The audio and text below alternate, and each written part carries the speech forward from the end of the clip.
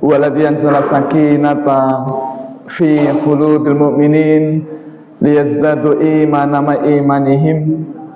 Asyhadu an la ilaha illallah wa asyhadu anna Muhammadar Rasulullah.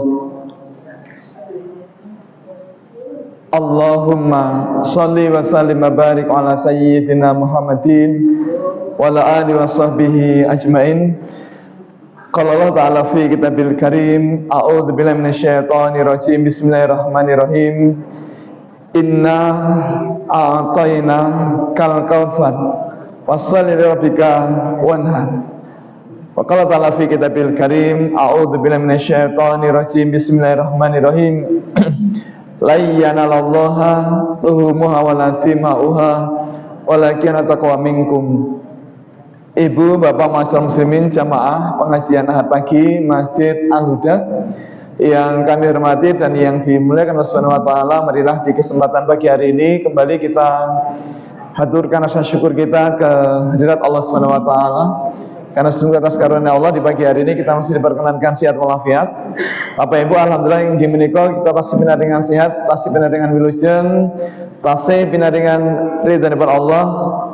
Tasih sakit mirsani kanthi jelas, tasih sakit ngendikan kanthi sekeca, tasih saged mireng, tasih saged klampah dumugi masjid menika, tasih saged lenggah wonten ngandhap, tasih saged sendi-sendi, tasih saged selonjor. Pramila mugi-mugi sedaya nikmat Allah nika saged kita syukuri kanthi ibadah ingkang langkung optimal dumateng Allah Subhanahu wa taala. Ingkang angka kalih mugi-mugi shalawat wa salam tansah lumaken dumateng Kanjeng Nabi Rasulullah Muhammad sallallahu alaihi wasallam. Lan mugi-mugi Allah limpahaken mugi dumateng keluarga Kanjeng Nabi, para sedherek Kanjeng Nabi, para tabi'in, para alim ulama, lan mugi-mugi sumrambah dumateng kita sedaya ingkang inggih menika rawuh ing masjid menika.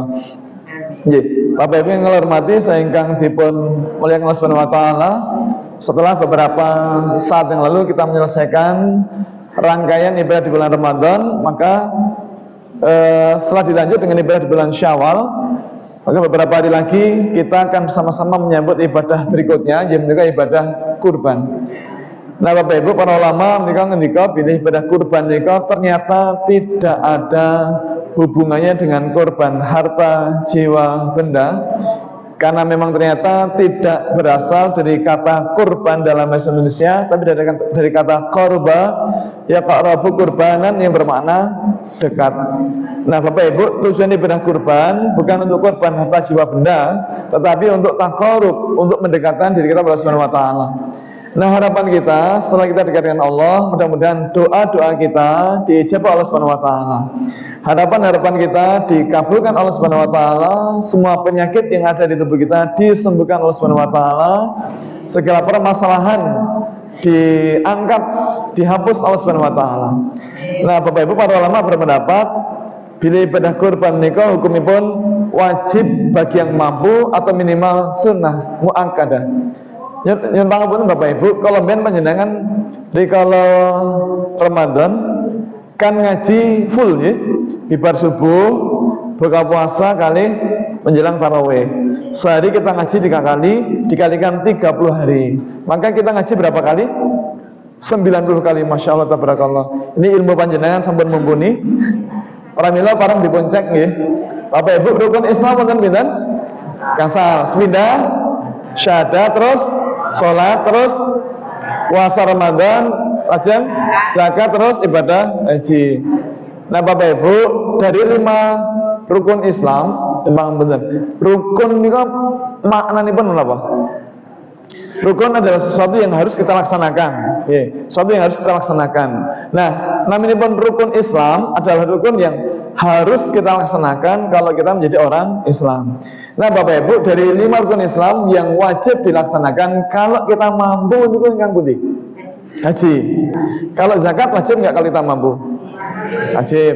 Berarti haji dan zakat. Kalau puasa Ramadan wajib apa tidak? Kalau kita mampu, wajib. Berarti haji, zakat, kalian puasa Ramadan. Nah, kalau sholat Bapak Ibu, sholat wajib apa tidak kalau kita mampu?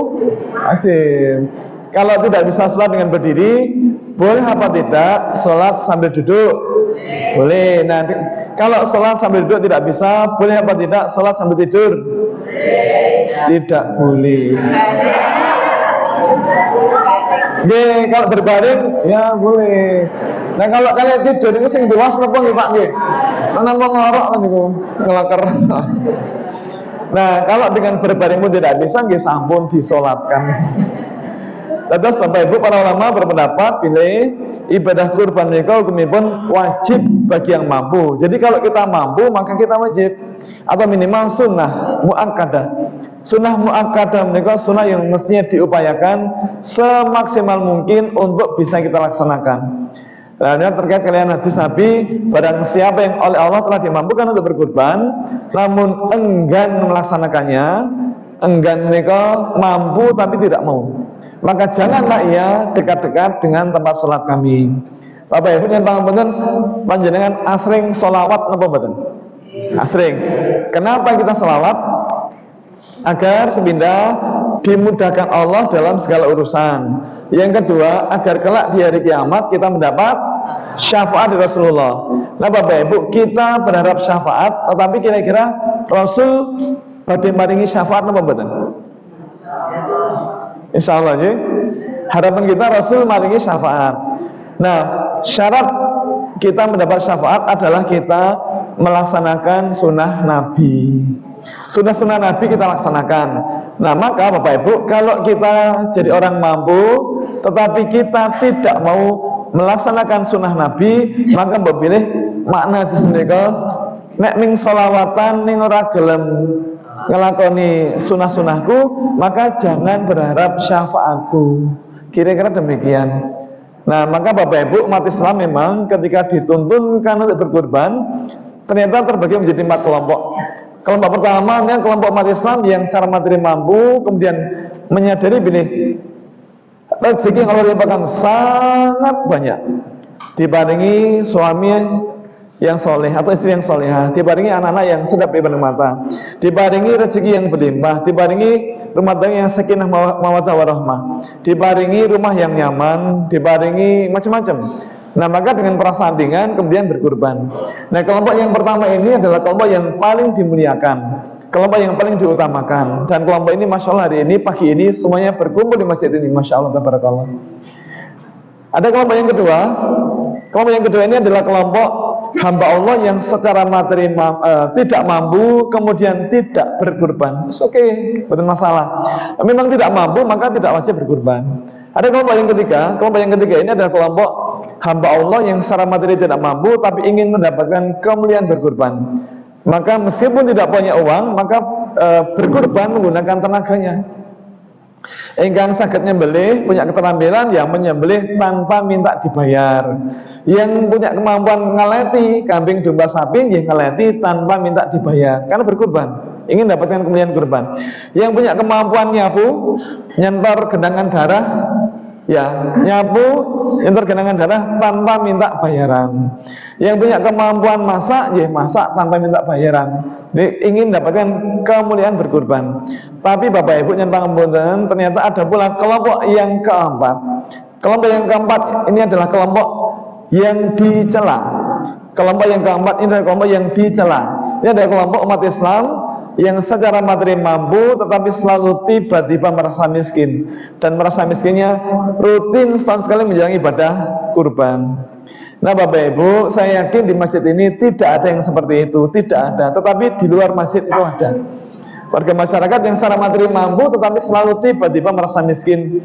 Termasuk ten dusun kula, Bapak Ibu, ten dusun kula ten Tembi, Jalan Parangtritis kilometer 8. Menika wonten warga masyarakat yang secara materi mampu, tetapi selalu tiba-tiba merasa miskin. Contohnya pun wonten Bapak Ibu, tetangga kami itu yang jadi perokok. Bapak Ibu, ada apa tidak perokok yang miskin?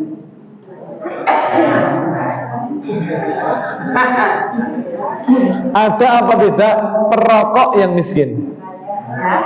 Banyak. Saya setuju. Bapak Ibu, perokok itu apa? Perokok bukan orang yang merokok, tetapi orang yang istiqomah, berusaha setiap hari merokok minimal 1 bungkus. Itulah perokok. Kalau cuma iseng-iseng hanya sekali-sekali, itu bukan perokok. Yang namanya perokok adalah orang yang istiqomah, setiap hari berusaha bisa membeli dan bisa merokok minimal 1 bungkus. Pertanyaannya ulang balik Bapak Ibu, adakah perokok yang miskin? Baik Bapak Ibu, rokok itu regine pinten? Pinten? 20.000. 20.000, ada yang 25, ada yang 30. Baik, mari kita berhitung Bapak Ibu. Kalau seseorang bisa istiqomah membeli rokok sebungkus sehari seharga 20.000, maka berarti sebulan dia punya uang berapa? 20.000 dikalikan 30 hari ketemu 600.000. 600.000 niku nek sebulan. Lah nek setahun 600 dipengke 12 bulan ketemu 7,2 juta. 7,2 juta. Pertanyaannya Bapak Ibu, adakah orang miskin yang punya uang 7,2 juta? Gak ada. Kalau punya uang 7,2 juta itu bukan orang miskin, itu orang kaya. Cuma perasaannya saja merasa miskin. Padahal punya uang 7,2 juta. Bapak Ibu yang pangapunten,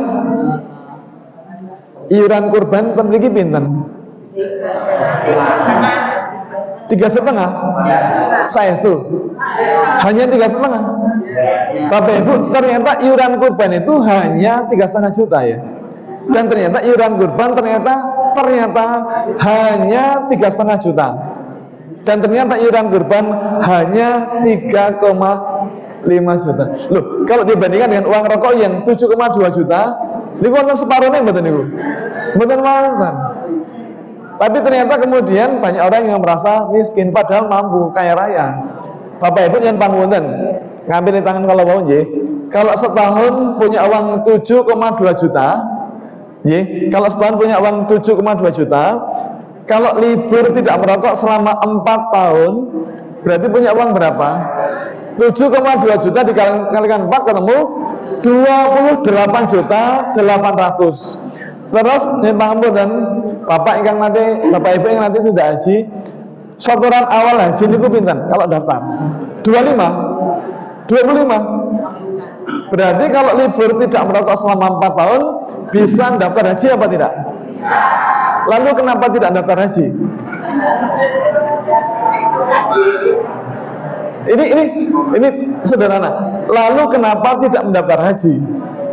Padahal hanya libur tidak merokok 4 tahun mawon, hanya 4 tahun saja. Niku turah betul niku apa nih? Turah 3,8 juta. Nek nggih tumut iuran kurban saged betul. Lalu kenapa tidak berkurban? Yang pangapunten, itu kalau rokoknya seharga 20.000. Nek rokoknya nyelangkung, ternyata punya uang 9 juta. Nah kalau rokoknya 30 ribuan, ternyata punya uang 10 juta 800. Niki pun mulai hitung gini. Loh, kalau punya uang sebanyak ini, itu bukan orang miskin, itu orang kaya, tapi merasa miskin. Kira-kira kalau di desa-desa, di dusun-dusun, ada nggak yang punya uang sebanyak ini? Banyak. Tetapi berkurban apa tidak? Ya. Nah, tetapi Bapak Ibu, kalau memang kita ini tanggung itu kaya raya tidak, miskin banget ya tidak, pun bukan ngerokok tetap tidak punya uang. Nah, kalau kita memang tanggung, maka mari kita menabung. Bapak Ibu, kalau memang kita ini tanggung, maka mari kita menabung. Kalau tidak bisa kurban setahun sekali, mboten napa-napa, ning monggo nabungnya dilanjutkan. Monggo kita menabung agar bisa berkurban setiap 2 tahun. Nah kalau setiap 2 tahun tidak bisa, nggih mboten napa-napa, ning monggo nabungnya dilanjutkan agar mudah-mudahan kita bisa berkurban setiap 3 tahun. Nah kalau setiap 3 tahun tidak bisa, nggih mboten napa, tapi mari nabungnya dilanjutkan agar mudah-mudahan kita bisa berkurban setiap 4 tahun. Nah kalau setiap 4 tahun pun tidak bisa, nggih pun mboten napa-napa, ning monggo nabungnya dilanjutkan. Kan mudah-mudahan kita bisa berkurban setiap 5 tahun. Lah mosok selama-lamanya tidak pernah ada niat kurban. Padahal artanya pinten mau? Jadi mau? Tak menen iki katanya. Jangan sampai Allah gelo dengan kita, kecewa dengan kita, pun diparingi rezeki berlimpah kok tidak pernah mau berkurban. Jangan sampai Kanjeng Nabi Rasulullah gelo dengan kita, ngakuni umatnya, tapi kenapa kok tidak mau melaksanakan sunnah-sunnah Nabi? Maka Bapak Ibu monggo, kalau memang kita ini mampu, maka mari kita sambut panggilan Allah untuk berkurban. Nah Bapak Ibu, nyatakan jangan khawatir. Jangan khawatir bila ibadah kurban nikah ada kesamaan dengan ibadah haji dan umroh. Ulang balik Bapak Ibu, ibadah kurban nikah ada kesamaan dengan ibadah haji dan umroh. Apa kesamaannya? Satu, sama-sama diwajibkan kalau kita mampu. Kalau kita tidak mampu, kita boleh tidak haji, boleh tidak umroh, boleh tidak berkurban. Tapi kalau mampu, maka itu wajib bagi kita. Yang kedua, Bapak Ibu, ibadah haji menika ingkang ndhawuhi sinten? Allah. Ingkang ngragati sinten? Nah, maka kalau kita laksanakan dengan sepenuh iman, semua bekal ibadah haji kita akan dikembalikan semua oleh Allah Subhanahu wa taala. Saestu demi Allah. Bapak Ibu, ibadah umroh sing dawuhi sinten? Nggih, ingkang ngragati sinten? Allah. Nah, kalau kita laksanakan dengan sepenuh iman, maka semua bekal ibadah umroh kita akan dikembalikan Allah Subhanahu wa taala. Termasuk uang yang kita pakai untuk membeli oleh-oleh umroh, itu pun akan dikembalikan semua oleh Allah Subhanahu wa taala. Nah, oleh-oleh pun telas, kok tamu-tamu tetangga tasih mengalir. Nah, terus kita beli lagi oleh-oleh di toko oleh-oleh haji umroh. Nah, itu pun uang yang kita keluarkan akan dikembalikan semua oleh Allah Subhanahu wa taala. Bapak Ibu nyuwun pangapunten, mohon jangan berprasangka buruk kalih Gusti Allah. Allah menika konsisten, Allah menika dawuhi ugi ngragati. Dan kalau kita laksanakan dengan sepenuh iman, maka semua bekal ibadah haji kita, bekal ibadah umroh kita akan dikembalikan semuanya oleh Allah Subhanahu wa taala. Nah, ibadah kurban yang ngaten, ibadah kurban nika ingkang dawuhi Gusti Allah, ingkang ngragati Gusti Allah. Dan kalau kita laksanakan dengan sepenuh iman, maka semua bekal ibadah kurban kita akan dikembalikan semuanya oleh Allah Subhanahu wa taala. Bapak Ibu, kita ingat di Quran surat Ibrahim ayat 7 Allah berfirman, A'udzu billahi minasyaitonir rajim. Bismillahirrahmanirrahim. Wa id ta'adzana rabbukum la syakartum la azidannakum wa la in kafartum inna adzabi lasyadid. Dan ingatlah ketika Tuhan mempermaklumkan bahwa apabila kalian mensyukuri nikmat Allah, maka nikmat itu akan ditambah-tambah. Tapi kalau kalian kufur nikmat, maka azab Allah sangat pedih. Nah, maka Bapak Ibu, menurut saya sak menika kuatah orang-orang yang tingkat ekonominya di bawah kita, tetapi bisa berkurban. Kenapa bisa? Karena ada kemauan. Contohnya Mbah Poinem, Bapak Ibu. Mbah Poinem menikah dari sisi materi jauh di bawah kita, tapi beliau bisa kurban setahun sekali. Yang pangapunten, jangan pesen Mbah Poinem mboten. Pesen Mbah Poinem. Ini Mbah Poinem iki. Bisa dikatakan kalau di wilayah sini itu termasuk niki bae Gunung Kidul. Tapi ternyata tidak kemampuan beliau dalam urusan ekonomi tidak menghalangi beliau berkorban. Yang setiap tahun beliau itu pasti berkorban. Niki Bapak Inem masih sangat muda. Ini sepatu beliau, sepatunya Salen. Kalau mau alasan tidak korban, beliau alasannya banyak. Rumahnya itu lantainya putih semen. Terus dapurnya itu lampu, kemudian TV dan punya, kulkas tidak ada, tapi punya motor punya. Jadi kan ternyata urusan kurban beliau bukan masalah kemampuan, tapi kemauan. Pokoknya mau dan berusaha. Ternyata itu di awal itu pertama kali korban setelah ini korban sehat dalam perjalanan saya itu datang ke rumah pakai jari itu kemudian betul-betul itu jadi ternyata dibuka nyoba dengan celana saya lebih terus di korban jadi saya itu apa berlaku kemudian setelah itu gambar-gambar ditambahkan lihat apa itu orang musik akhirnya setelah itu dengan mau pulang insya Allah tahun-tahun kita di dunia yang mengajarkan untuk tahun kalau yang pertama itu tidak berubah tahun itu maka nanti kita ambil sendiri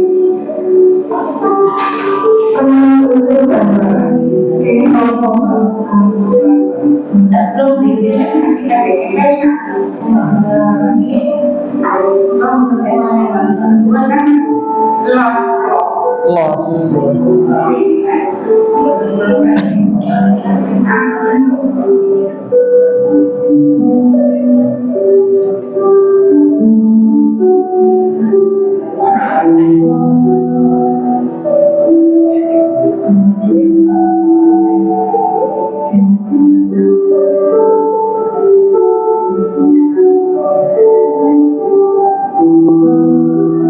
Jadi Bapak Ibu, kalau kita lihat beliau, tentu beliau tidak lagi muda, dan di usia beliau yang tidak muda lagi, beliau sangat paham bahwa kelak beliau pun juga akan meninggal.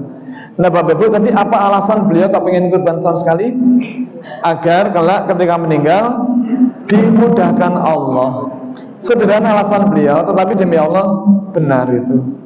Maka Bapak Ibu, beliau bisa menjadi guru kita karena beliau bisa loh Pak.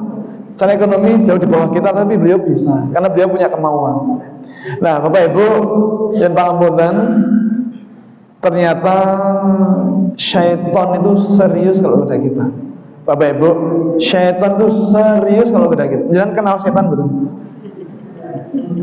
Kapan kali setan Pak? Bapak Ibu, setan itu kalau bujui itu halus tapi sangat merusak. Syaitan itu kalau bujui itu halus tapi sangat merusak.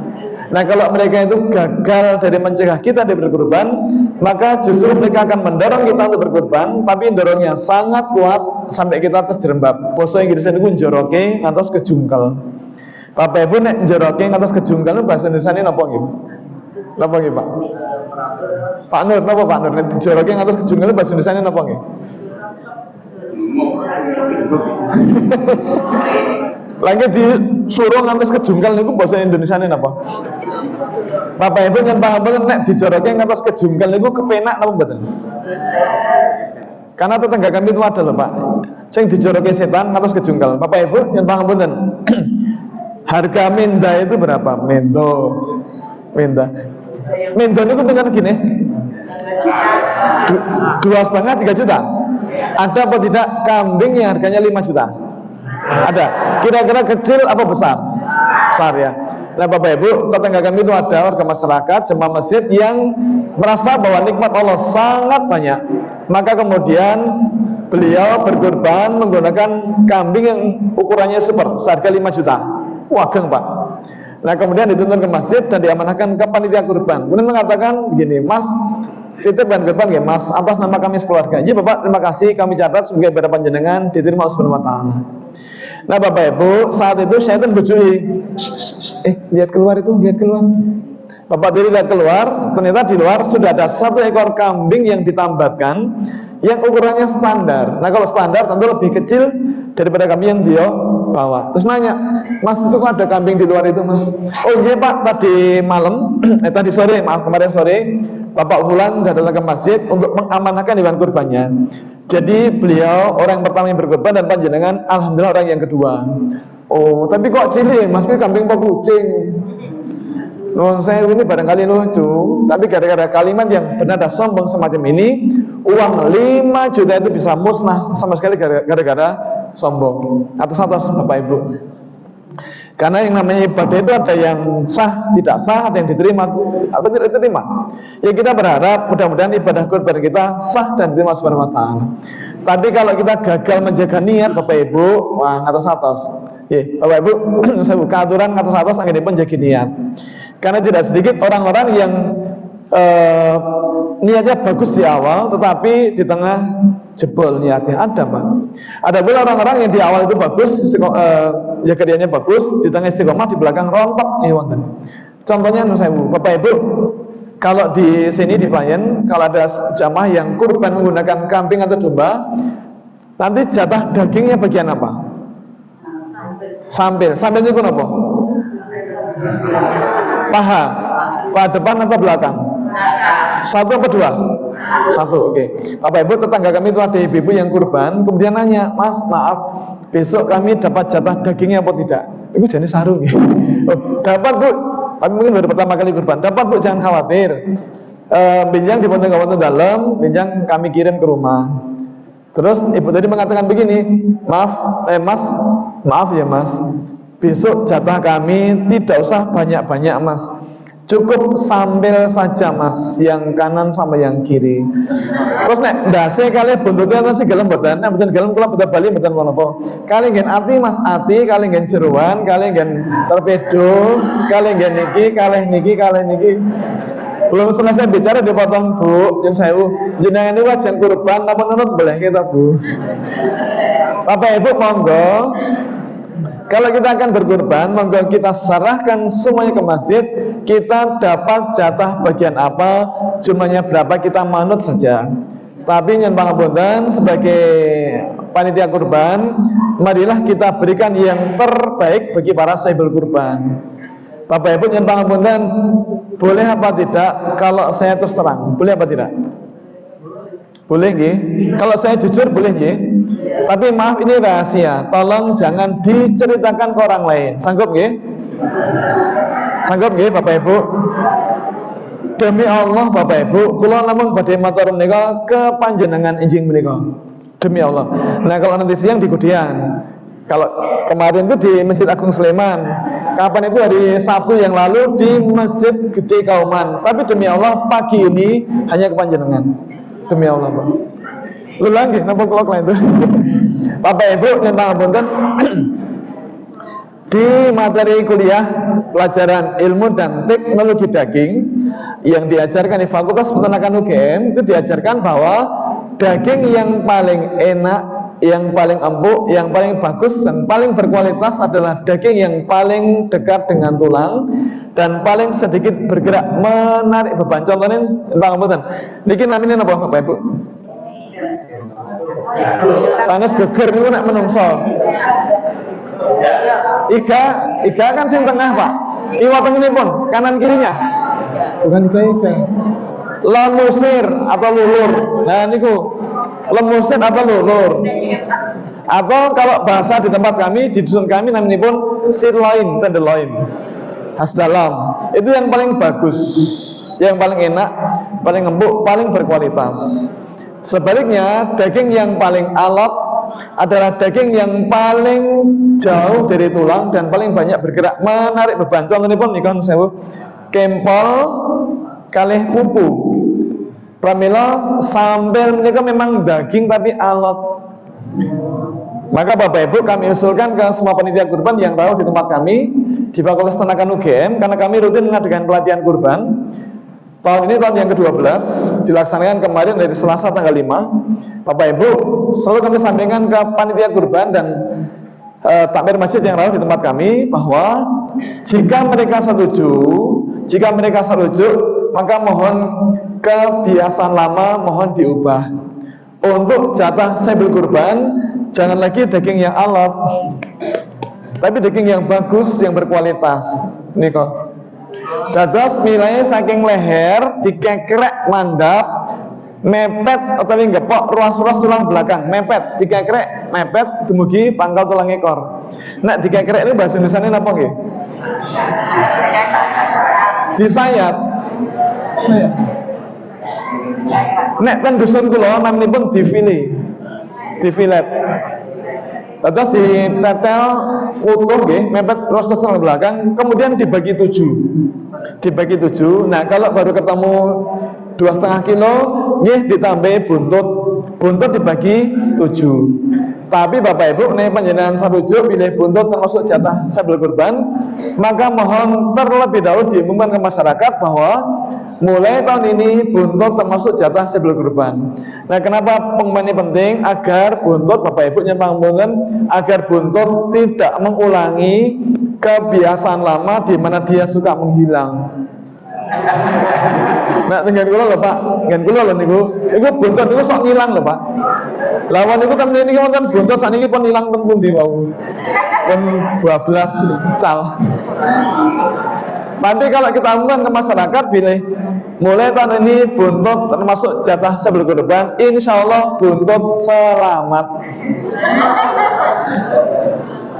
Nah, terus ditambahi hati dibagi 7 dan yang lain.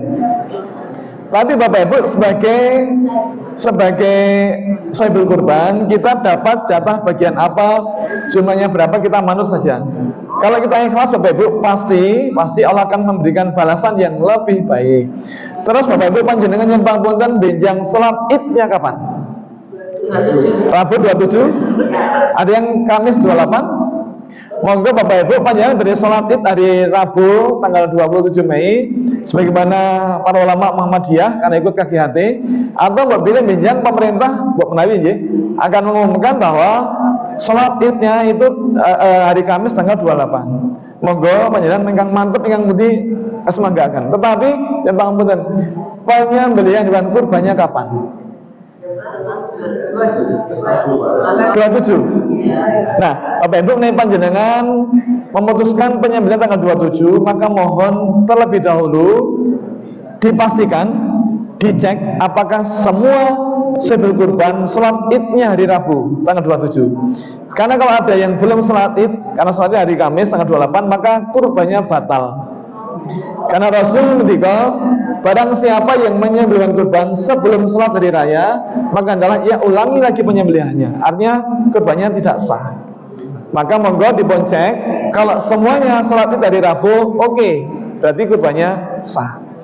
Terus Bapak Ibu monggo kalau membeli hewan kurban dibonceng kesehatannya. Sama juga kemarin kami beli sapi kurban dari pesantren Al Itisam. Kalau ini arahnya pun tinggi. Kami membeli sapi 3 dan kami meminta kepada penjualnya untuk mengeluarkan sapinya. Kami pengen melihat bagaimana cara berjalannya. Contoh seperti ini Bapak Ibu. Kami pengen lihat bagaimana cara berjalan. Kalau jalannya tegak, gagah seperti ini, berarti hewannya sehat. Tapi kalau jalannya pincang, berarti ada masalah dengan kakinya atau lututnya. Nah, ini penting kita minta untuk bergerak, berjalan gitu. Terus Bapak Ibu, mari kita bahas sekilas fikih penyembelihan hewan kurban ya. Ini barangkali kita bagi menjadi 3 bagian, sebelum penyembelihan, saat penyembelihan, dan pasca penyembelihan. Nah Bapak Ibu, sebelum penyembelihan mohon dipastikan hewan tidak kelelahan sebelum disembelih. Mohon dipastikan hewan tidak kelelahan sebelum disembelih. Maka bagus kalau hewan itu diistirahatkan Bapak Ibu. Karena kalau hewan kelelahan itu bisa berefek ke kualitas daging. Yang pangapunten Bapak Ibu nanti kesayangan. Pernah kelelahan? Pernah. Lelah itu apa? Capek itu apa? Kesel itu apa? Lelah itu apa? Bapak Ibu nanti kumut gerak jalan santai.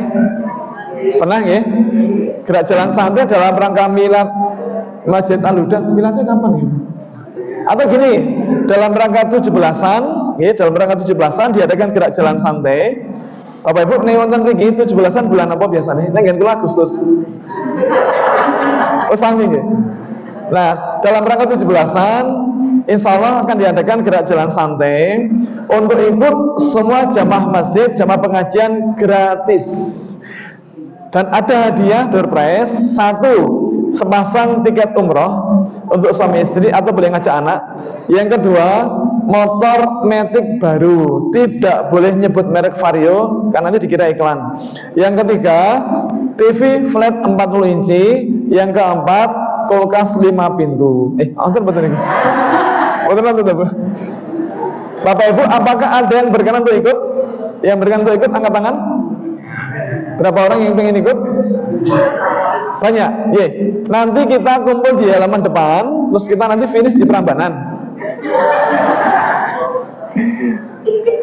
Terlalu jauh ya. Bapak Ibu, sayah itu napa toh? Bapak Ibu, sayah, capek, lelah itu sebenarnya adalah timbunan asam laktat di otot-otot kita. Nah, Bapak Ibu, asam laktat itulah menyebabkan kita lelah. Nah, maka kalau orang lelah itu di punggung, di pinggang, di lengan, di paha, di kaki ada timbunan asam laktat. Nah, asam laktat itulah yang menyebabkan kita lelah. Nah, Bapak Ibu kepada matur, demi Allah yang namanya asam laktat itu pasti asam. Karena namanya asam laktat. Asam itu basa Jawa ini apa? Kecut. Nah, kalau hewan kurban disembelih ketika dia kelelahan, kalau disembelih ketika ada banyak timbunan asam laktat di otot-ototnya, maka saya jamin dagingnya kecut dan alot. Pramila monggo hewan dibuat tidak kelelahan, dan mohon hewan jangan dibuat stres. Jangan dibuat takut. Bapak Ibu nanti misalnya hewan kurban ngamuk, stres, lari, pernah lihat? Kenapa hewan kurban kok stres, ngamuk, berontak, terus pengen lari? Kenapa? Sebabnya apa? Satu, takut karena apa? Betul, suasananya sangat ramai. Bapak Ibu, anak-anak kecil boleh nggak melihat penyembelihan hewan kurban? Boleh apa tidak? Boleh, dan itu bagus Pak. Bagus, agar ada dalam kenangan mereka, dalam memori mereka bahwa kalau mereka dewasa, mereka kelak akan berkurban. Itu bagus. Tapi tolong Bapak Ibu, kita semuanya mengambil sikap. Kalau ada anak kecil yang nonton hewan penyembelihan kurban kok rame, tolong disuruh diam. Nah kalau masih rame, disuruh diam lagi. Kalau masih rame, disuruh diam lagi. Nek tasih rame, disuruh diam lagi. Nek ngayal ya sampun, digotong, dibawa pulang ke rumah, terus dikancingi dari luar, agar tidak rame, tidak sampai ini stres. Nah Bapak Ibu, anak-anak kecil tidak boleh rame, apalagi anak-anak besar. Nah kadang-kadang yang susah itu anak-anak besar itu. Terus yang kedua, sapi bisa stres, bisa takut, bisa ngamuk kalau melihat temannya disembelih.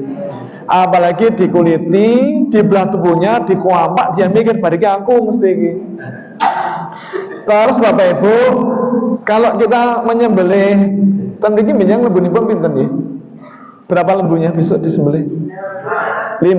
Nah Bapak Ibu, kalau sapi pertama atau kedua disembelih, kemudian dikuliti, mohon kalau sapi berikutnya akan kita sembelih, kita giring, kita tuntun untuk dibaringkan, tolong hewan yang sedang dikuliti, tolong ditutupi dulu, agar tidak kelihatan, agar tidak terlihat oleh sapi yang baru dituntun.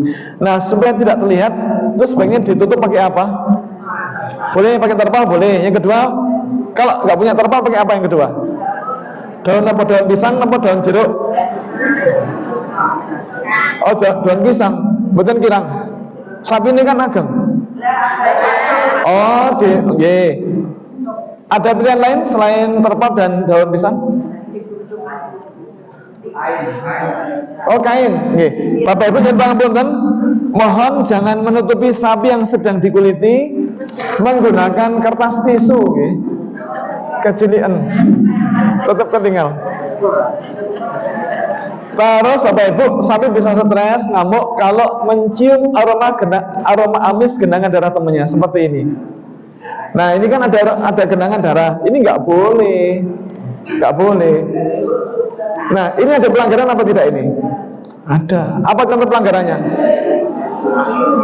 Ini ada banyak pelanggaran. Pertama, sapi berdiri di atas genangan darah temannya. Satu. Yang kedua, sapi dipaksa melihat temannya dikuliti, dibuat tubuhnya. Yang ketiga, suasananya ramai sekali.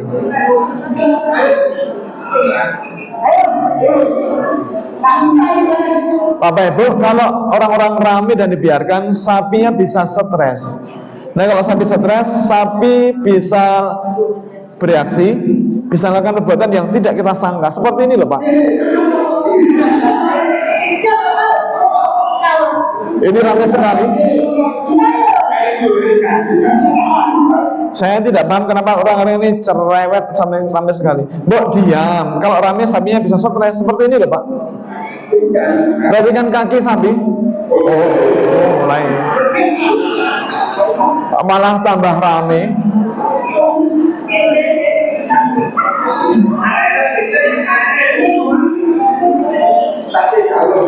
Bapak Ibu perhatikan bapak yang ini apa yang dia lakukan.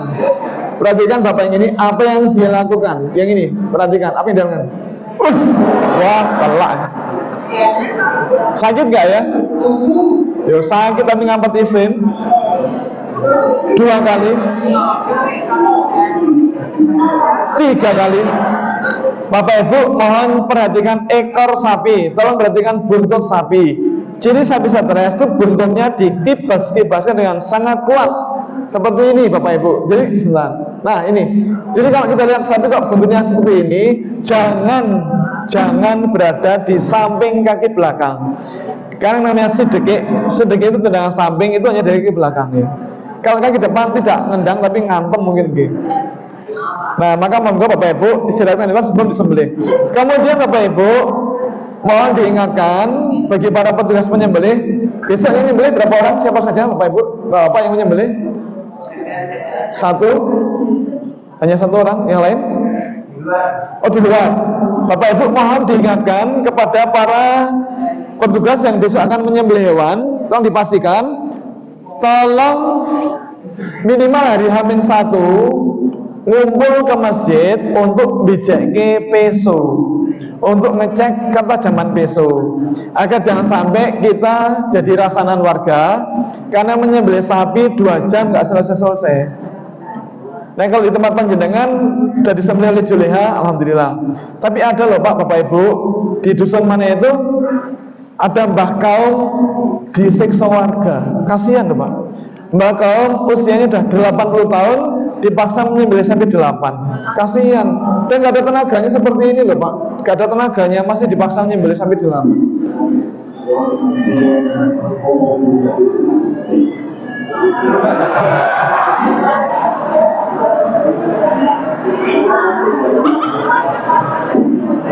Ayo Mbak.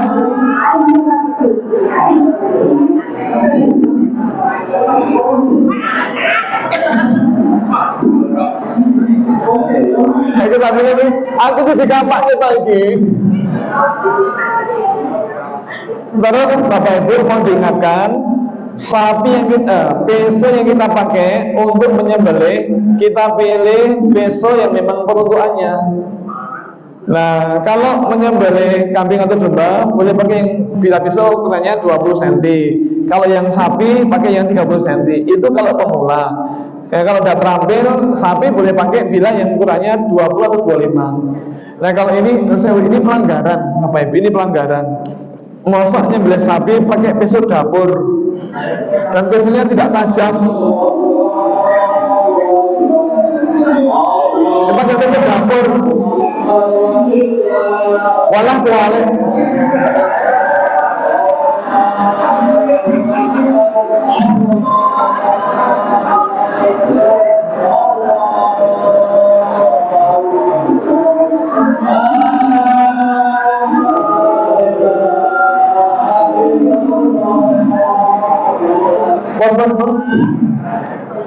Marah aja gregetan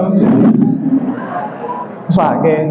Terus Bapak Ibu tolong diingatkan bagi para petugas penyembelih, mohon membawa minimal 2 peso. 1 peso dipegang, 1 peso dipinggang untuk cadangan, untuk antisipasi kalau peso yang kita pegang kurang tajam, kita ada cadangan 1 peso di pinggang kita.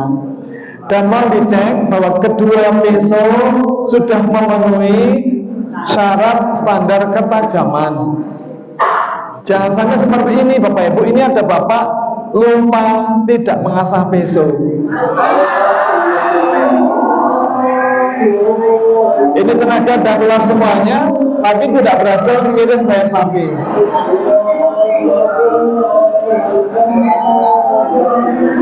Dan tenaganya full, tapi tidak teriris. Ganti peso. Ganti peso, oke. Oh, sami mawon. Wah, illallah. Dia Bapak Ibu monggo dicek ketajaman peso. Cara ngecek ketajaman peso itu tidak pakai leher gini, jangan. Tapi pakai kertas HVS saja atau kertas apapun seperti ini misalnya. Jadi Bapak Ibu kita cek ketajamannya, kita bisa pakai kertas begini, kita iriskan dari pangkal sampai ke ujung, harus bisa mengiris dengan sempurna. Kita iriskan kalau kerut berarti ketajamannya sudah dapat. Tapi kalau kemudian kita iris tiba-tiba sobek ke arah samping berarti ada yang tumpul. Nah kalau kita iris yang kemudian manggrok berarti ada bagian yang gerimpil.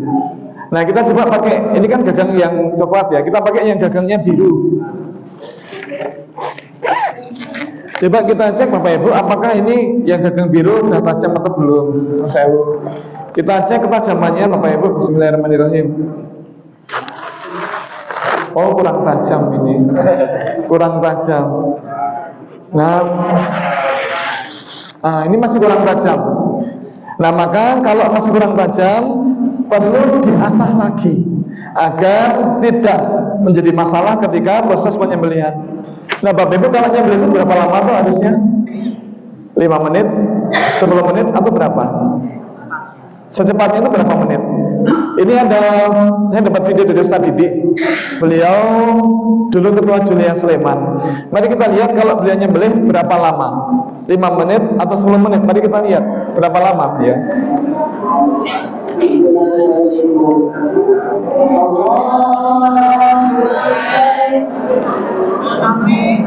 Lah kok pun rambut. Ya itu waktu tinggal minggu kok pun rambut. Kita kok. Ulangi. Mari kita hitung berapa lama, Bapak Ibu. Mari kita hitung ya. Berapa lama? Berapa menit atau berapa detik? Siap, mari kita hitung. Siap. 1, 2, 3. Hanya 3 sampai 5 detik saja. Nah, terus yang di utara ini sapi ada gelambirnya. Bapak Ibu, gelambir itu kan alat. Nah, apakah tadi ada masalah dengan gelambir? Mari kita lihat. Berapa lama dia nyembelih?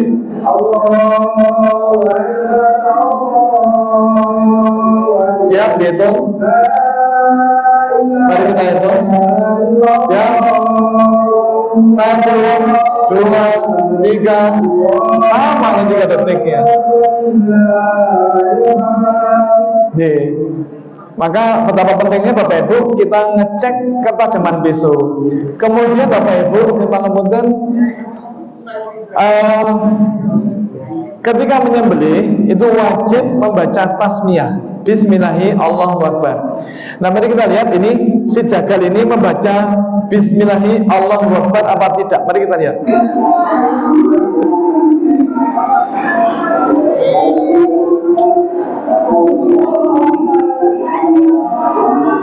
Ini jagalnya membaca Bismillahi Allahu Akbar apa tidak?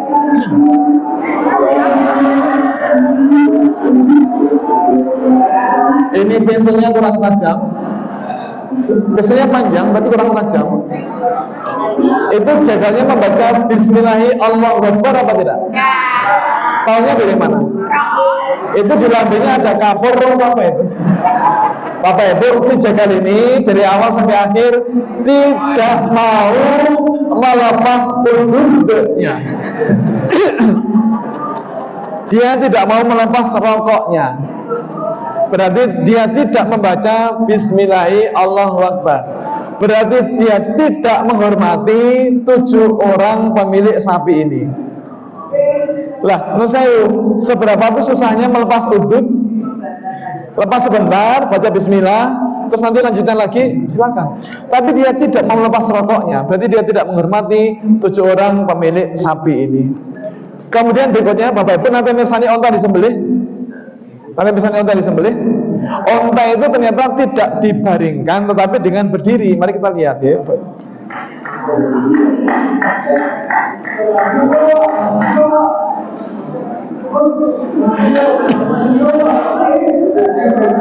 Ayo cepet nih, gantian.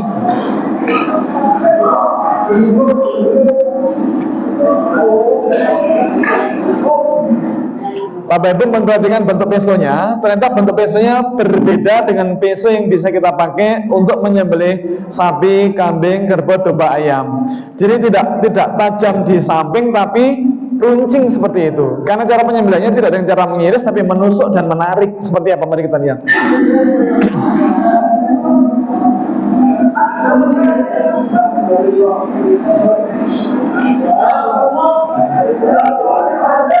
Baris.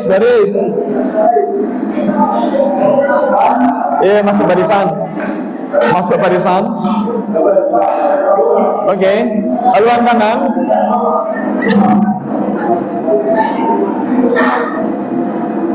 Oke, onta sudah siap, kepala dan naik ke atas. Jagalnya masuk ke area penyembelihan. Yuk, sudah siap. Peso pindah tangan kanan. Persiapan, yuk Mas, baca bismillah dulu. Oke, siap, mulai, monggo.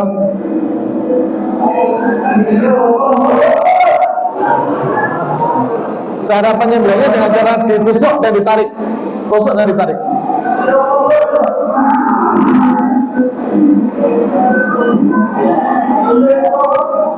Bapak Ibu, onta melihat temannya disembelih apa tidak? Onta melihat temannya disembelih apa tidak? kepalanya di mana? Di atas, yang disembelih bagian bawah. Jadi dia tidak melihat temannya disembelih, dia hanya bingung kok itu hilang. Lah ketika disembelih darinya keluar, tenaganya hilang, maka kemudian gelempang. Kepalanya di atas, dia konco-konco di kok orang pada gelempang.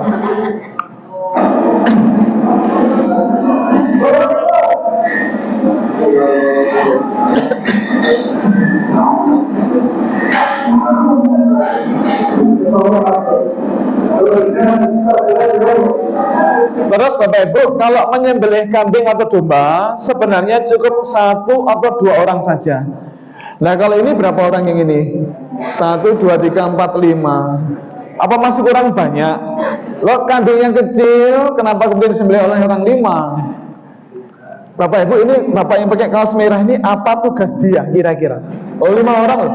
Ini apa yang dia lakukan kira-kira? Perhatikan ini.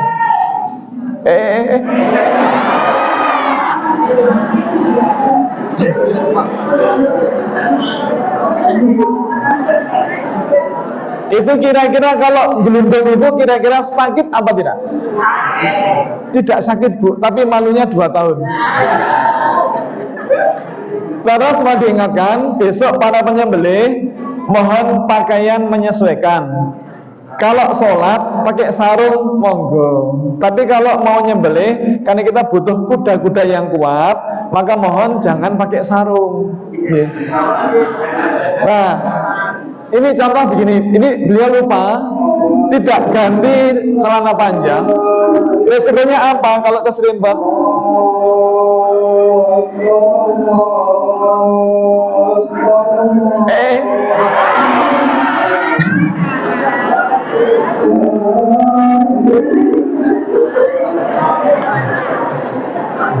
Ya, maka monggo besok diingatkan untuk pakai sarung. Terus Bapak Ibu, oh ini, Bapak Ibu, Nusayu.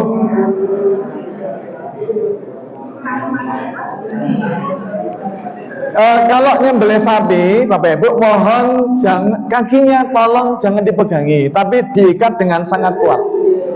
Iya Bapak Ibu.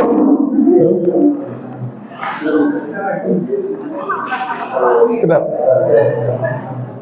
Bapak Ibu, kalau menyembelih sapi, tolong keempat kakinya diikat dengan sangat kuat. Dan setelah diikat dengan sangat kuat, jangan langsung disembelih, tapi di double check, dicek ulang apakah ikatannya sudah sangat kuat. Kalau belum begitu kuat, tolong dikuati dulu. Nah, kalau ada orang menyarankan, tolong kakinya dilepas 1 agar jantung bisa memompa lebih kuat, tolong jangan dipatuhi, jangan dipatuhi. Itu resiko tinggi. Seperti ini loh Pak Nusewu.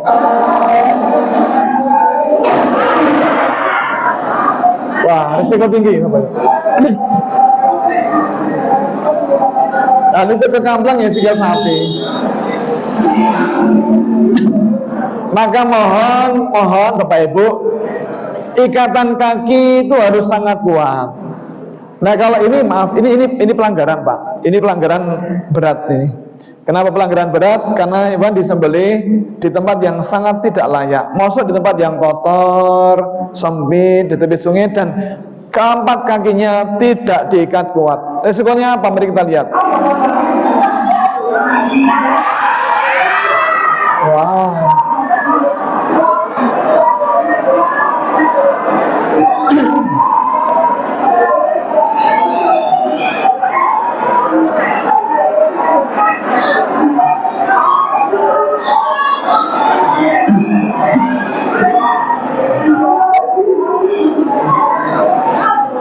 Bapak Ibu, itu kira-kira sapinya matinya karena penyembelihan atau karena tenggelam? Tenggelam. Nah, kalau karena tenggelam, ya maka dagingnya jadi bangkai. Kemudian Bapak Ibu, ini memang jadi panitia kurban itu tidak mudah. Maka dipilih orang-orang yang memang bisa amanah. Kemudian saya kira bagus besok setiap masjid membuat smoking area. Setiap masjid membuat smoking area. Jadi di area agak di pojok begitu misalnya disediakan tempat untuk merokok. agar warga masyarakat yang akan merokok nanti ngumpul di situ. Dan ketika motong-motong daging tidak disambi merokok, karena daging itu adalah sel tubuh yang terbuka yang mudah menyerap aroma yang tidak sedap. Nah, maka pengen merokok boleh, tapi di tempat yang khusus untuk merokok, smoking area itu. Nah, setelah selesai cuci tangan, kemudian gabung lagi. Kemudian untuk jeroan, Bapak Ibu mohon jangan dicuci di sungai, tapi brodot itu dibuatkan lubang sampah, dibuang di situ. Kemudian usus ini disantol seperti ini. Ya, ini jadi bersih, higienis.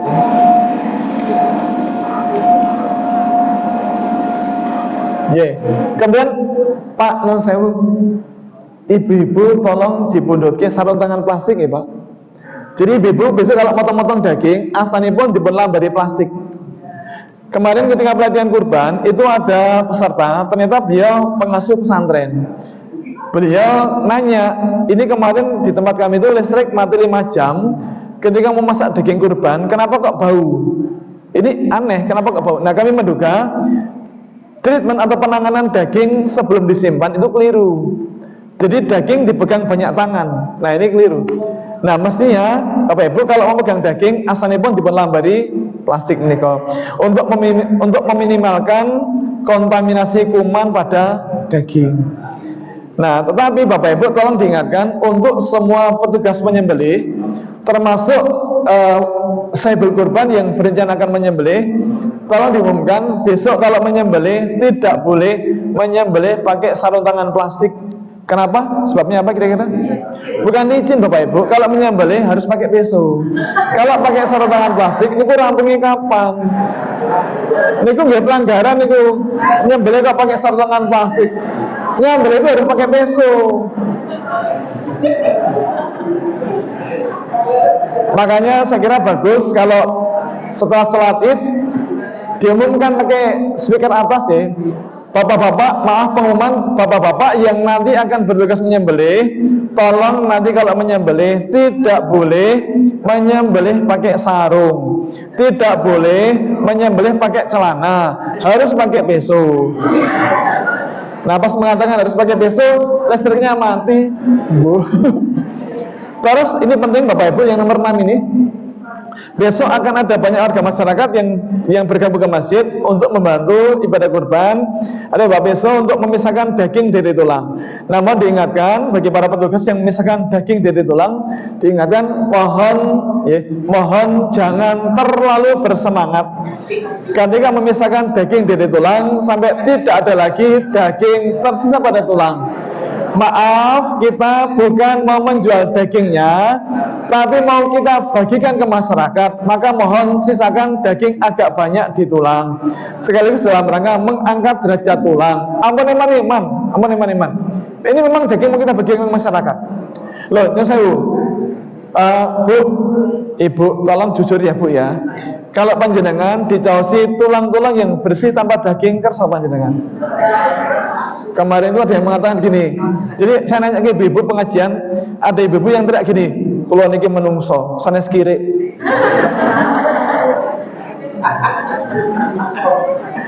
Nanti kalau ibu-ibu dikasih tulang-tulang yang banyak dagingnya, kersa panjenengan.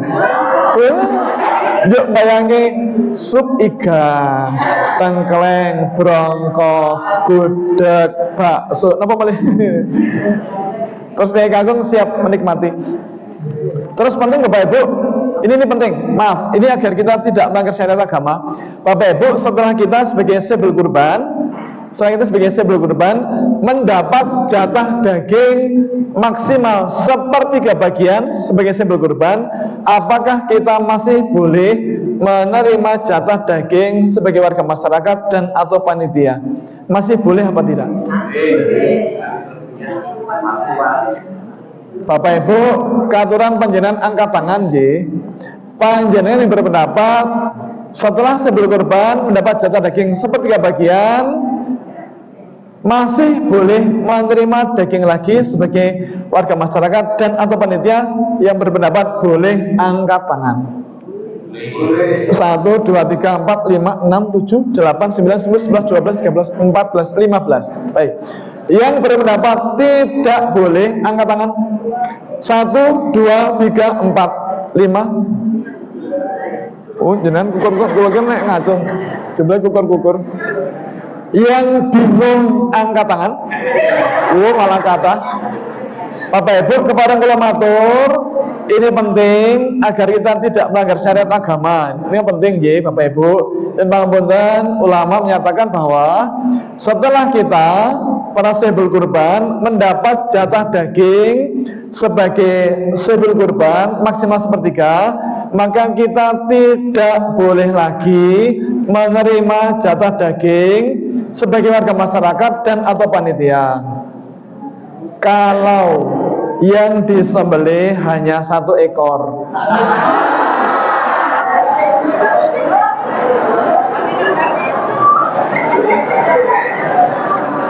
Kalau yang disembelih 2 ekor, 3 ekor, 4 ekor, 7 ekor, maka kita sebagai sahibul kurban sapi pertama itu boleh mendapat hadiah dari sahibul kurban sapi yang kedua atau ketiga, keempat, kelima, keenam boleh. Di Quran jelas, Bapak Ibu, di Al-Hajj 36 jelas, makanlah sebagiannya dan berilah makanlah orang yang rela dengan apa yang ada padanya dan orang yang meminta-minta. Maka fatwa dari Syekh Al-Utsaimin dan juga MUI menyatakan bahwa hasil kurban itu disunahkan dimanfaatkan untuk 3 tujuan. Pertama, untuk dimakan sahibul kurban, terus yang sepertiga lagi untuk dihadiahkan. Nah, sepertiga lagi untuk disedekahkan. Fatwa dari Al-Lajnah Daimah Komisi Fatwa Arab Saudi juga sama, boleh dihadiahkan. Maka Bapak Ibu sepeda malih, setelah kita sebagai sahibul kurban sapi pertama mendapat jatah daging maksimal sepertiga bagian dari daging hewan kurban sapi kita, maka kita masih boleh menerima jatah sebagai hadiah dari sahibul kurban sapi yang lain, baik dari masjid yang sama ataupun dari masjid yang berbeda. Contoh yang pangapunten Bapak Ibu, kami tahun lalu kan kurban di Mushola Rahmat Kepuh. Kebetulan saya masih ketua Pak Amir di sana. Maka kami dapat jatah daging 1 paket daging sebagai sahibul kurban. Lalu karena yang disembelih itu ada 3 ekor, maka kami sebagai warga masyarakat dan juga panitia mendapat jatah lagi 1 paket sebagai warga masyarakat dan panitia. Maka dapat jatah daging tadi berapa? 2. Kemudian Bapak Ibu, kami kan tinggal di Tembi, Jalan Parangtritis. Di Tembi itu kami juga pengurus tamir masjid, juga saya itu kan menyembelih karena saya jamio. Bu, kaulan niku jamio, jagal musim riyo. Maka kami juga dapat paket daging 1 paket, berarti berapa? 3. Kemudian di Fakultas Peternakan UGM juga diadakan penyembelihan hewan kurban. Nah, di Fakultas Peternakan UGM saya ketua tamir masjid Nurul Fikri, juga yang menyembelih hewan kurban, juga jadi panitia. Maka saya dapat daging lagi 1 kantong, berarti berapa? 4 kantong. Kemudian pada zuhur saya pulang. Menjelang asar ada tamu dari Masjid Gede Kauman, katanya ngirim daging kurban untuk warga kami, berarti dapat berapa? 5. Terus setelah asar ada lagi tamu ngakunya dari Masjid Jogokarian, ngirim daging, berarti berapa? 6. Terus ada lagi dari Masjid Al-Firdaus Moto, ngirim lagi daging, dapat 7. Maka Bapak Ibu mendapat hadiah loh ya, dari sahibul kurban hewan yang lain, baik dari masjid yang sama ataupun masjid yang berbeda, itu boleh. Menurut saya ini kalau saya cerita urusan rumah tangga boleh nggak? Dikit ya. Tapi ini rahasia nggih. Jadi gini Bapak Ibu, kapan itu istri saya itu kan masak daging. Saya nanya, ini daging apa Mi? Daging kurban katanya. Kok enak banget? Nah iyalah, kan dimasak pakai bumbu khusus yang namanya cinta. Sweet. Nah kemudian Bapak Ibu, karena tadi mengatakan daging kurban, ini penasaran. Saya buka tas kresek, tak cari tas kresek, ketemu Pak. Nah di tas kresek itu ada tulisan 2024. Berarti daging 2 tahun yang lalu. Tapi masih enak Pak. Kenapa? Karena penanganannya betul. Maka daging itu awet. Maka penting Bapak Ibu, ini terakhir sebagai penutup, ini materi khusus untuk ibu-ibu. Bapak-bapak, keaturan tutup telinga dulu ya Pak. Ini khusus ibu-ibu. Bu, besok nih panjenengan pikantuk jatah daging yang mau kita simpan, sebaiknya dicuci dulu apa tidak? Ini agar awet nih, agar awet, tahan lama, Bapak Ibu. Daging yang mau kita simpan dicuci dulu apa tidak? Tidak. Kenapa? Bapak Ibu, kalau panjenengan mencuci daging itu menggunakan air galon atau air keran? Oke, air keran itu bersih apa kotor? Air keran itu kotor. Buktinya kita kalau mau kita minum kita masak dulu. Nah, kalau daging yang sudah keset itu apa? Keset itu apa? Kering. Peret. Itu dicuci pakai air keran, maka permukaan daging yang sudah keset tadi jadi alum, layu, selnya kebuka, maka kuman-kuman akan masuk ke dalam dan rusak daging. Maka daging tidak kita cuci dulu, cucinya besok kalau mau masak. Yang kedua, Bapak Ibu, ini maaf, Ibu-ibu, besok kalau dapat jatah daging, Ibu nggih. Besok kalau dapat jatah daging, Ibu nggih. Optimis ya Bu ya. Semangat Bu. Tolong dagingnya dicek, apakah semua bagian daging itu bersih atau ada bagian yang kotor. Nah, kalau ada yang kotor, maka bagian yang kotor dicoes. Dicoes diapakan? Diiris, kemudian dibuang, dicuci, kemudian dikit yang segi-segi gini. Oh, ini yang segi-segi ini mesti daging dibuang-buang. Bu, daging dicoes, kemudian dicuci, terus dimasak. Apa dipucang? Terus yang ketiga, Bapak Ibu, mohon jangan menyimpan daging di dalam freezer. Kutuan gangsal 12 kilo, ampun, boten cekap niku freezere, alasannya salah. Bu, nyun sewu, nyumpang apunten. Mohon jangan menyimpan daging utuh 5 kilo dalam freezer. Kenapa? Kalau daging 5 kilo belum masuk dalam freezer, terus membeku, terus panjenengan mau masak daging sebagian, bagaimana cara motongnya? Susah, apa digeraji? Kalau kita towing itu dicairkan, maka yang mencair tidak hanya es batu yang melapisi daging, tapi jus daging ikut keluar. Nah, kalau daging keluar masuk freezer, dia jadi sepa. Sepa itu rasanya hambar. Nek tadi sepa, itu sepa. Nah, yang baik bagaimana? Yang baik adalah daging kalau semua bagian bersih, kita potong-potong ukuran kecil, terus dimasukkan dalam plastik bening ukuran 0,5 kilo atau 1/4 kilo, kemudian ditata rapi di bak kontainer kecil yang ukurannya kecil ya, yang ukurannya lebih kecil daripada ukuran freezer yang kita miliki.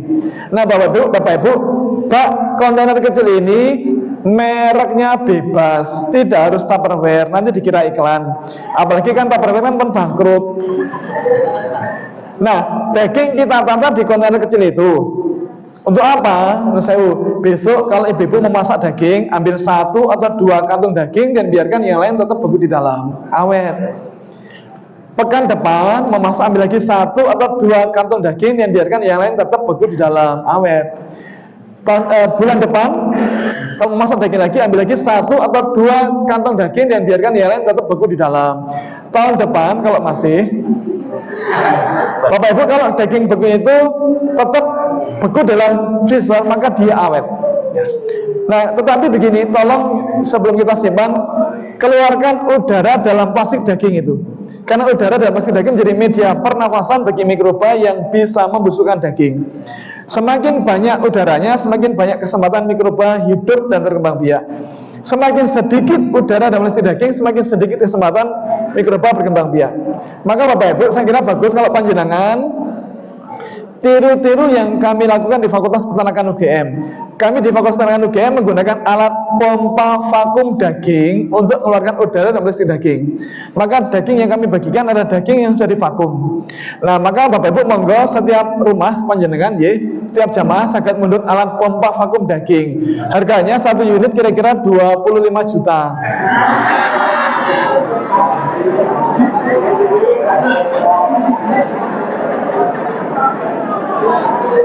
Yang mundur sapi mau. Kalau itu dirasa mahal, Bapak Ibu, panjenengan saged mundut alat pompa vakum daging yang lebih murah. Wonten bahannya jadi plastik, tingginya kira-kira sekian nih, bunder ya. Nah, di tempat kami di Tembi namanya ember. Nah,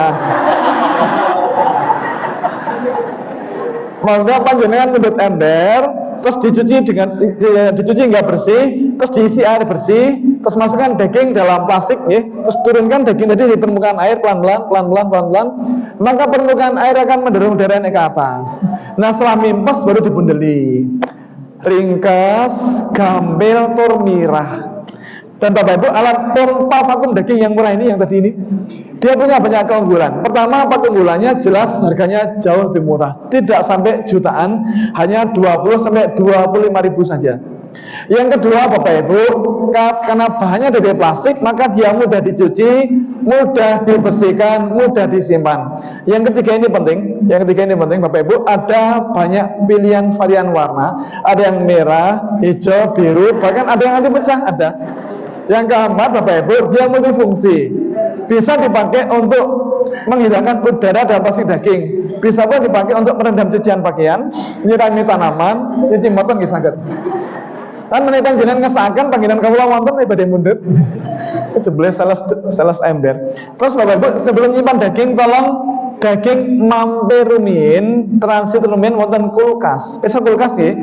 Kulkas menika kulkis, seperti sejuk ingkang wonten ngandhap nika. Mampir dulu 12 sampai 24 jam. Biarkan suhunya turun pelan-pelan. Kenapa? Kalau daging yang hangat langsung dimasukkan dalam freezer, dia akan mendadak kedinginan. Akan mengalami namanya cold shortening, dia akan mengkerut dan jadi alot. Tapi kalau daging itu suhunya turun pelan-pelan dalam kulkas, maka keempuannya akan terjaga.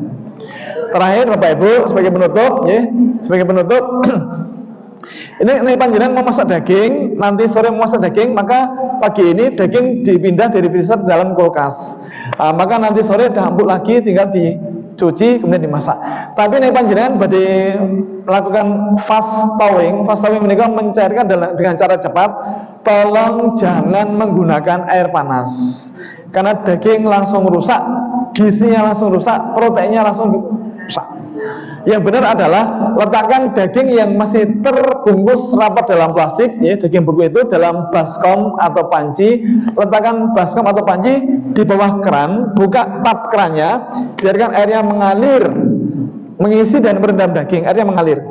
Nah, setelah daging kembali empuk, maka plastiknya bisa dibuka. Kalau susah dipecah, kemudian dicuci hingga bersih, dan kalau perlu dibilas. Nah, kalau sudah diyakini bersih, maka daging bisa ditus itu diapakan? Ditiriskan. Nah, kemudian setelah kering, Bapak Ibu, daging bisa dipotong-potong sesuai selera. Tapi maaf, kalau motong-motong daging, tolong jangan memotong searah daging, tapi melintang. Kalau searah serat itu alot, tapi kalau melintang itu jadi empuk. Kemudian setelah dipotong, daging bisa dicencem bumbu, direndam bumbu, kemudian dimasak.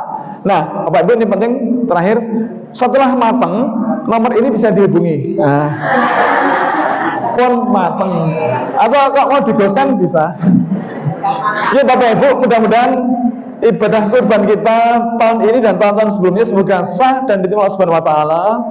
Dan semoga Bapak Ibu, Allah berkenan memberikan pada kita semuanya kemuliaan, kesejahteraan, ketenangan dan ketenteraman dalam kehidupan kita di dunia wal akhirah. Dan semoga Bapak Ibu panjenengan semuanya oleh Allah diparingi rumah tangga yang sakinah mawaddah warahmah, diparingi sehat. Ibu bapak yang sedang sakit semoga segera disembuhkan Allah Subhanahu wa taala dengan kesembuhan yang sempurna. Semoga Allah memberikan kepada kita semuanya rezeki yang berlimpah, yang barokah untuk bekal ibadah, tindak ke Mekah, ke Madinah. Semoga panjenengan semuanya bisa sholat bersimpuh di lantai Ka'bah dan bisa mencium Ka'bah. Dan semoga paling telat semoga besok bulan Agustus tanggal 3 semoga bisa berangkat umroh. Demikian Bapak Ibu, semoga ada manfaatnya. Mohon maaf atas semua khilaf. Akhirul kalam, assalamualaikum warahmatullahi wabarakatuh.